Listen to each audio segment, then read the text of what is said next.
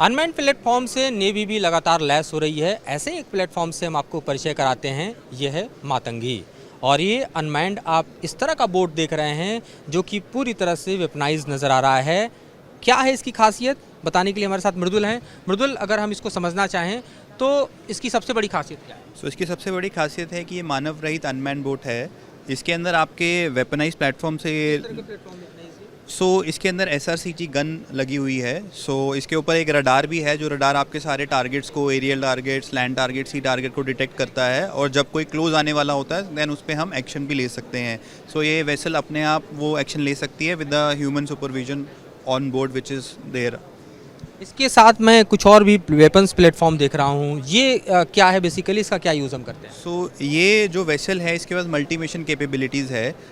इसके साथ फ्यूचर में हम क्या कर सकते हैं कि आपके जो ऑटोनमस अंडर वाटर व्हीकल रहते हैं, जो पानी के अंदर जाते हैं, तो वो भी हम इससे डिप्लॉय कर सकते हैं। साथ ही साथ जो चलते हुए प्लेटफॉर्म से ड्रोन बहुत मुश्किल होता है उड़ाना।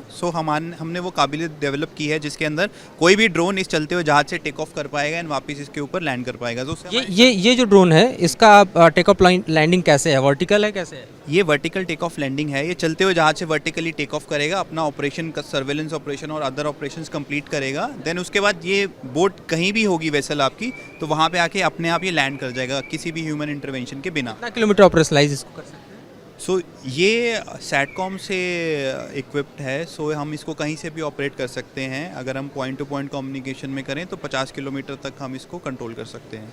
तो 50 किलोमीटर दूरी तक ये अपने आप में एक ऐसा प्लेटफॉर्म है जिस पर किसी भी नौसैनिक की ज़रूरत नहीं है। अनमैन्ड है, इसको रिमोटली ऑपरेट किया जा सकता है। तमाम फायर सिस्टम लगे हुए हैं जो दुश्मन पर कहर बरपा सकता है। साथ ही यहाँ देखिए आपको ड्रोन प्लेटफॉर्म्स हैं जो कि सर्विलांस के लिए यूज होगा। फायर प्लेटफॉर्म है जो जाहिर तौर पर टारगेट्स को हिट करेगा, और इसके लिए अलावा आप देखिए अंडर वाटर भी ऑपरेशंस करने के लिए ये पूरी क्षमता रखता है। तो ये है बदलते भारत के नेवी की तस्वीर, जिसमें हम देख रहे हैं कि किस तरह से नॉन कॉन्टैक्टिंग वॉरफेयर में नेवी भी तेज़ी से अपने कदम आगे बढ़ा रही है।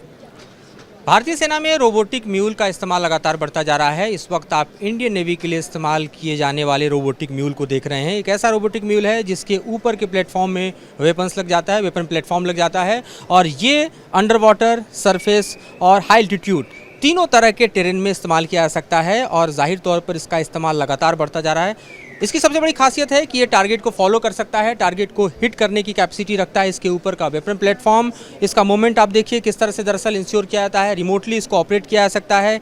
ये किसी बिल्डिंग के भीतर भी अगर टेरर ऑपरेशन के खिलाफ चाहें तो यूज कर सकते हैं, या फिर किसी भी वॉर जोन में इसका इस्तेमाल जो है वो किया जा सकता है। यहाँ आप रोबोटिक म्यूल को देख रहे हैं किस तरह से मूव कर रहा है, और जिस तरह से आप देखिए हाइब्रिड वॉरफेयर में, नॉन कॉन्टैक्टिंग वॉरफेयर में इस तरह के म्यूल का इस्तेमाल लगातार बढ़ा है। वो ये बतलाने के लिए काफ़ी है कि किस तरह से भारतीय सेना भी दरअसल मॉडर्न वॉरफेयर के लिए खुद को तैयार कर रही है, और उसमें रोबोटिक म्यूल एक अहम भूमिका निभा रहा है। चाहे वो डेजर्ट का इलाका हो, हाई एल्टीट्यूड का इलाका हो, या फिर इस वक्त की स्थिति में देखिए तो अंडर वाटर इलाका हो, ये समूचे टेरेन में ऑपरेट कर सकता है। इसके ऊपर का जो हिस्सा देख रहे हैं यहीं पर दरअसल वेपनाइज प्लेटफॉर्म को लगाया जाता है, और रिमोटली इसको हम किसी भी टारगेट के लिए यूज़ करते हैं। और इस वक्त हम आपको दिखा रहे हैं कि किस तरह से इंडियन नेवी ने इसे अपने स्वावलंबन में शुमार किया है, और ये रोबोटिक म्यूल यहाँ पर इस वक्त हमारे साथ एक्शन में दिखाई दे रहा है। वीडियो सुभाष के साथ Madhuban Kumar, news nation. News nation अब व्हाट्सएप पर खबरों की ताजा अपडेट के लिए न्यूज नेशन के इस QR कोड को